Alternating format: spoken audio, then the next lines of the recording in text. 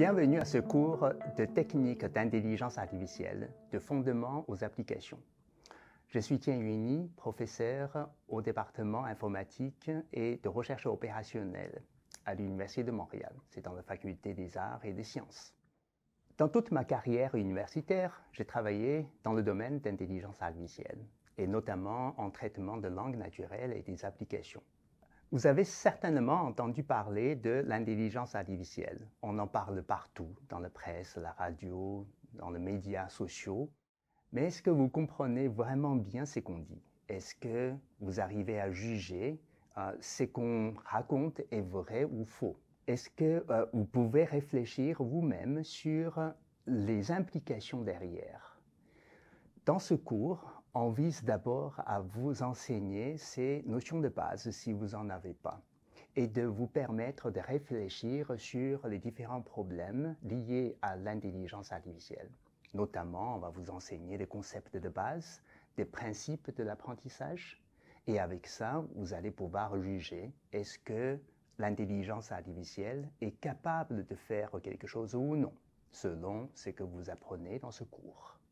Ça, c'est le premier groupe de l'audience qu'on vise à enseigner les concepts de base et les techniques de base à un grand public. Le deuxième groupe de l'audience qu'on vise dans ce cours, ce sont des étudiants qui veulent probablement orienter dans le futur en intelligence artificielle et de comprendre comment est-ce que les notions mathématiques sont utilisées derrière. Le troisième groupe de l'audience, ce sont des gens qui travaillent dans l'entreprise et qui doit prendre une décision pour savoir est-ce que pour tel problème dans l'industrie, on doit utiliser des techniques d'apprentissage automatique ou non. Et quels sont des facteurs qu'on doit considérer liés à ce projet-là. Dans ce cours, vous allez avoir des vidéos qui vous présentent les notions de base théoriques, mais vous avez aussi des tutoriels qui vous présentent des notions mathématiques pour mieux comprendre les notions d'apprentissage derrière, et aussi des tutoriels pour faire de programmation. Il y a également beaucoup d'exemples d'applications venant de différents domaines, et vous allez apprendre comment est-ce que l'apprentissage va être utilisé pour traiter le problème de commerce électronique, des problèmes linguistiques pour analyser la langue naturelle, le français et l'anglais, pour traiter le problème en psychoéducation lié à la santé. Et il y a bien d'autres exemples encore. Je ne suis pas le seul à vous accompagner dans ce cours. Je suis entouré d'une équipe avec des étudiants qui travaillent dans le domaine et il va vous accompagner également, et aussi d'autres professeurs qui font de recherches dans d'autres domaines en utilisant l'apprentissage automatique.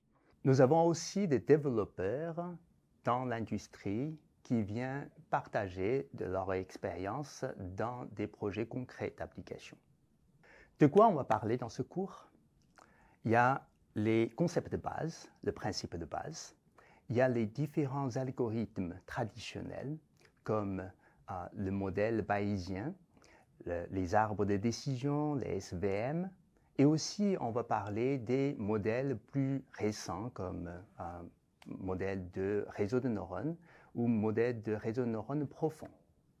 Nous allons aussi parler des projets industriels, à savoir quels sont des aspects à faire attention à considérer quand on lance un projet industriel.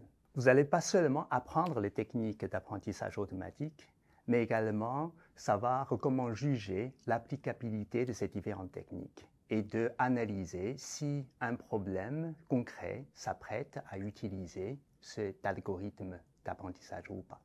Je vous souhaite une bonne expérience d'apprentissage en notre compagnie.